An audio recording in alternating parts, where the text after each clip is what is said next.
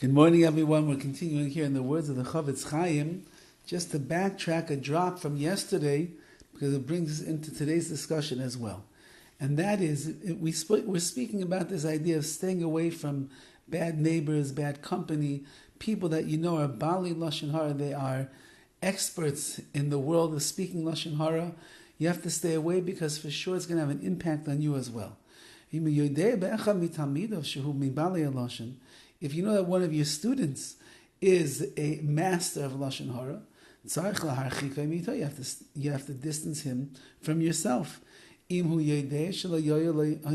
you know that by rebuking this student of yours, it's not going to help anyway, then just push him away. Stay away because it's not good for you, it's not good for him. You're going to find yourself in too many situations where either you're going to have to walk away or you're going to sit there quietly and give him the wrong idea, and therefore it should just push away to an extent that you don't have to hear the words of Lashon Hara.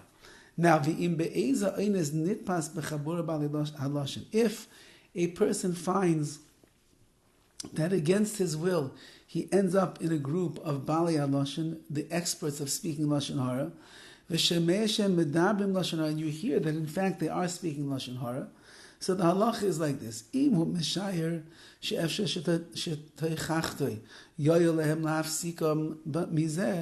if you could estimate that rebuking them could possibly help them to stop speaking Lashon Hara, so then, says the CHOFETZ CHAIM, you have a Torah obligation to rebuke them at that point. And even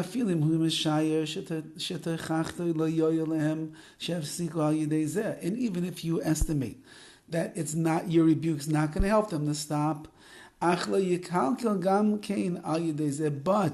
not going to make things worse. Meaning, sometimes if you rebuke somebody, they get so upset, they will purposely do even worse. But you can discern over here that it's not going to make things worse.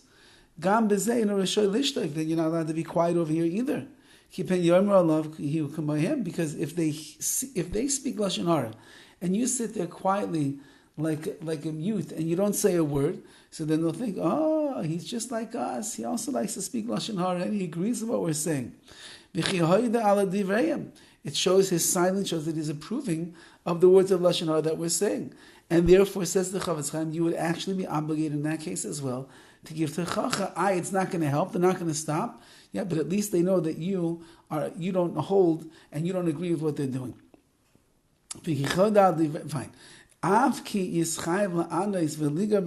This person, like we're saying, is obligated to respond, reprimand them, and argue with them. Now, ligor actually means over you're supposed to yell at them, but the Manchester Rosh Hashiva, Rav Yehuda Zev Segel, who was called the CHOFETZ CHAIM of his generation, who's the one who put together the calendar of 2 halachas of Lashon Hara every day, he says, ligor doesn't really mean to yell over here.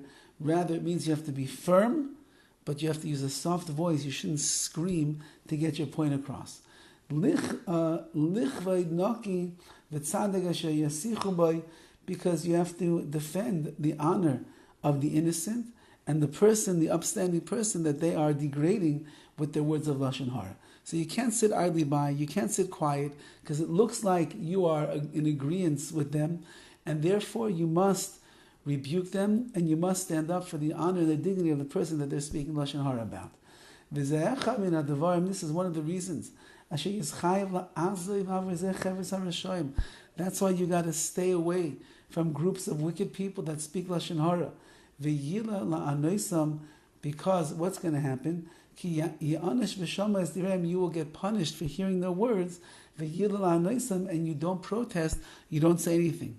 It's not always so easy to stand up for the truth. It's not always so easy to protest against Rishayim, put yourself out there on a limb, make yourself look like a fool, maybe incur their wrath, and therefore, says the CHOFETZ CHAIM, a rule of thumb is, if you know that people are Bali Lashon Hara, they like to speak Lashon Hara, that's what they do in those groups where they sit around together and they do that, just learn how to stay away, steer clear from them so you don't get caught up in their web of Lashon Hara as well.